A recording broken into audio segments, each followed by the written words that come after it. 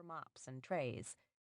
They crowded grown children and grandchildren into their homes, which they refinanced at usurious rates. They faced speed-ups at work and cutbacks in pay. When their monthly health insurance premiums exceeded the mortgage or rent, they abandoned the insurance and fell back on Advil. As for the rich, mere millionaires and the old money sorts who favor weather-beaten summer homes in Nantucket barely qualified anymore. The upper class split into the merely affluent, who shop at Williams-Sonoma, and the uber-rich, who had others do their shopping for them, as well as their child-raising, bill-paying, servant-supervising, and party-throwing. At the pinnacles of the wealth scale, extravagance reigned on a scale not seen since the late Roman Empire.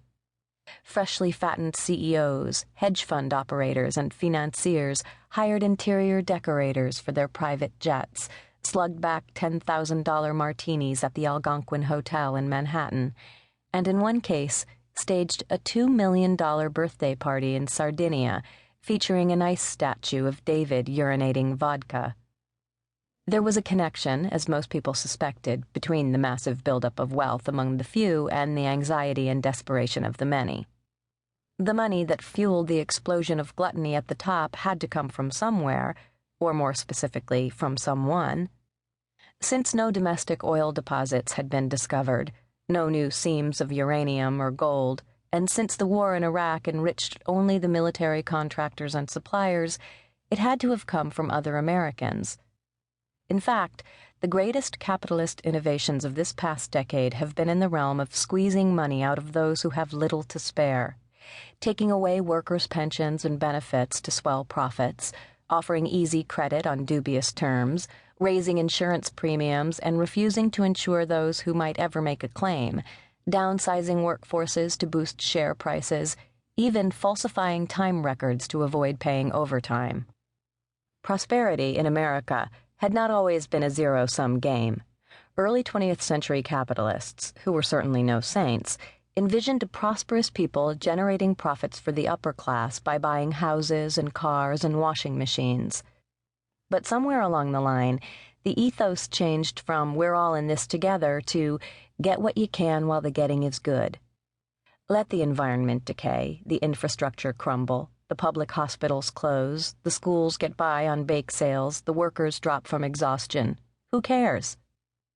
Raise the premiums, reduce the wages, add new mystery fees to each bill, and let the devil take the hindmost. Only when the poor suckers at the bottom stopped buying and defaulted on their mortgages did anyone notice them. And where were the rest of us during this orgy of accumulation at the top?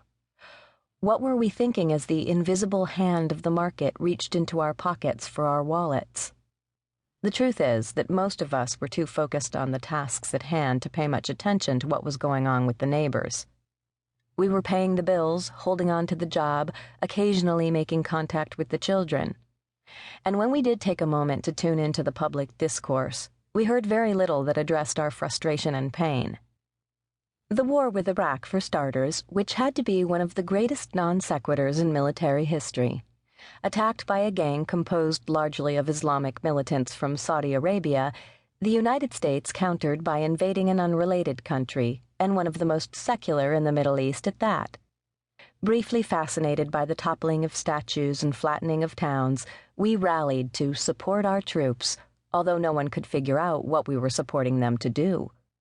If the war had been launched as a distraction from the corporate scandals of 2002, as one theory goes, it soon became something we needed distraction from. 5 years later, and after the hideous revelations of Abu Ghraib, we've spent $505 billion, lost 4,000 American lives, and achieved the status of a pariah among nations. Issues more appropriate to a middle school biology or sex ed class also loomed large. Stem cells, for example. Whole political careers were based on the defense of these wee entities and their slightly larger cousins, the embryos. Insentient forms of life, such as a woman in a vegetative state, excited loud indignation, while the intact and living received barely a nod.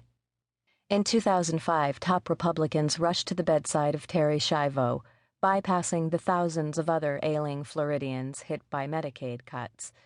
Gay marriage was another